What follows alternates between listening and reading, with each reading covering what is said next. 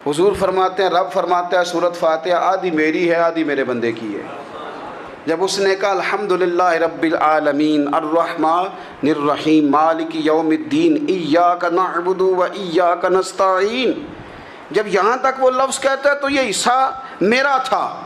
اس نے اپنے رب کی تعریف کی، اور جب کہا نا اس نے اہدنا الصراط المستقیم، اب بندے نے التجائیں شروع کر دی۔ اس نے کہا کہ مالک بھی تو ہے، رحمان بھی تو ہے، رحیم بھی تو ہے، عبادت بھی تیری کرتے ہیں تو مدد بھی تو تجھی سے مانگنی ہے نا۔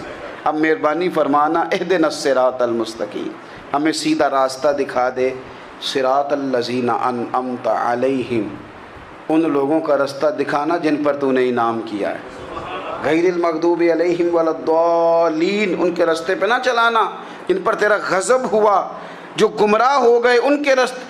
تو نماز میں جب ترجمے پر آپ کا غور ہوتا ہے تو آپ